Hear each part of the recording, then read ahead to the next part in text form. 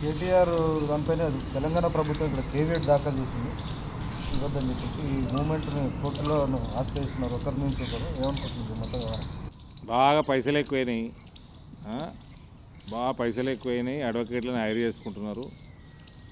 నేను చెప్పిన కదా, మోస్ట్ అభద్రత భావం ఉన్న కుటుంబం ఇది. పుట్టిన భయపడతారు వీళ్ళు. రేపు జైలుకు పోవాలి. మనకున్న అలవాట్లు ఎట్లా బతకాలి, ఈ భయము, నిద్ర పడతలేదు, క్వాష్ పిటిషన్లు, కేవేట్లు, అరెస్ట్ చేయకుండా ఏమంటారు యాంటిసిపేటరీలు, అన్నిటి కింద మీద పడుతున్నారు. నిద్ర పడతలేదు, చేసిన పాపం ఏడిపోదు, అది రివర్స్ కొడుతున్నది. నిద్ర ఉండదు, జైలుకు పోవాలి, జైలునే ఉండాలి, చేసిన పాపాలని కడుక్కోవాలి. ఇది ఈ జన్మలనే కావాలి, మేమందరం చూడాలి. ఎప్పుడు అరెస్ట్ చేస్తారా అని ఎదురు చూసినట్టుగా వ్యవహరించారు. ఇప్పుడు అరెస్ట్ చేస్తారా మేము ఎట్లా చెప్తాము, కానీ ఈ లెక్క ప్రకారం ఎట్లయితే పోతా ఉందో మీ పేపర్లు మీ ఛానల్లో చూస్తూ ఉన్నాను. మీ ఛానల్లో చూపించిన దాన్ని బట్టి పోతారని అనుకుంటున్నాం. జైలుకి వెళ్ళి వచ్చిన నేతల రాజకీయ నాయకులందరికీ ప్రజల్లో సానుభూతి వచ్చింది. కేటీఆర్ ముఖ్యమంత్రులు కూడా ఈయన చైనా బార్డర్ మీద పోయి చైనాతో కొట్లాడిండు, ఈయన ఉగ్రవాదులతో కొట్లాడిండు కాశ్మీర్లో. ఈయనకు సానుభూతి వస్తుంది. కాళేశ్వరం గులగొట్టించినందుకు వస్తుందా? రైతుల మీద కేసులు పెట్టింది యాదందా ఉద్యమం చేసినప్పుడు రైతులు రోడ్డుకి ఎక్కిరు వీళ్ళ కోసం, తెలంగాణ కోసం. ఆ కేసులు కూడా మాఫ్ చేయలే వీళ్ళు. బీజేపీ కార్యకర్తల మీద ముదోలు కానీ, మా ఇందూరు జిల్లాలో కానీ, జగిత్యాల జిల్లాలో కానీ వాళ్ళ మీద కేసులు పెట్టి దొంగ పీడీ యాక్టులు పెట్టి వీళ్ళ పోలీస్ డిపార్ట్మెంట్ ఆనాడు చేసిన అఘాయిత్యాలు అంత ఇంతో కావు. కేవలం కవిత ఓడిపోయింది 2019 అని డీజే పెట్టి డ్యాన్స్ చేస్తే పీడీ యాక్ట్ పెట్టిందండి.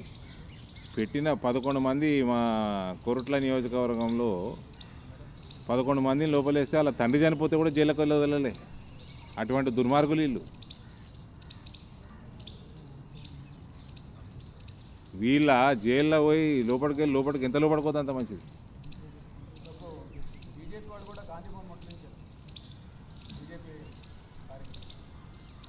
నేను ఒకటే చెప్తున్నా, చూడండి, మొత్తం భారతదేశంలో దుర్బిని పెట్టి చూసినా తెలంగాణ, కర్ణాటకలు తప్ప కాంగ్రెస్ ఏడా కనబడదు. ఆ కాంగ్రెస్ కార్యకర్తలు రేవంత్ కానీ, మహేష్ కుమార్ గౌడ్ కానీ మీరు జాగ్రత్తగా ఉండాలి. బీజేపీ రియాక్ట్ కూడా మొదలుపెట్టిందంటే దాచుకొని ఇక్కడ జావుండదు మీ జాతీయ నాయకులకి.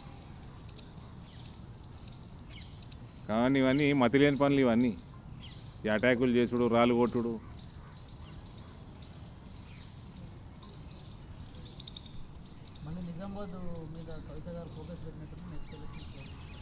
ఆమె ఫోకస్ పెట్టాలి, ఆమె ఎక్కువ తిరగాలి, ఆమె యాక్టివ్గా ఉండాలి అని ప్రతి బీజేపీ కార్యకర్త ఇందూరు పార్లమెంట్లో కోరుకుంటాడు. ఆమె ఎంత యాక్టివ్గా ఉంటే మాకు అంత మంచిది. బీజేపీ అధ్యక్ష రేసులో ఉన్నారా? ఇంకా ఎంతవరకు డిసైడ్ చేయలేదు పార్టీ?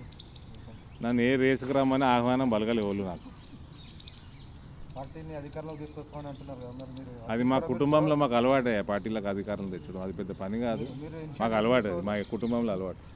మీరు ఇనిషియేటివ్ తీసుకోరా? అధికారంలో తీసుకోరా? కెప్టెన్గా మీరు ఇనిషియేటివ్ తీసుకోరా?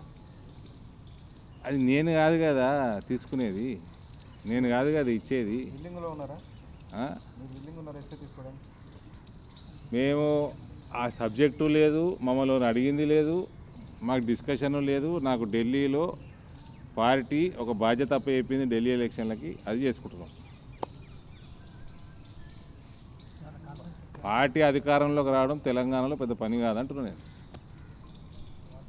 అధ్యక్షుడిని నిర్ణయించుకోకపోవడం వల్ల, నాయకత్వం నిర్ణయించుకోవడం వల్ల పార్టీ దూకు తగ్గిందని ఒక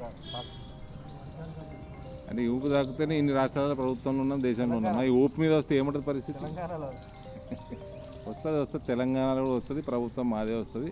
పెద్ద పనేం కాదు, అల్కగానే వస్తుంది.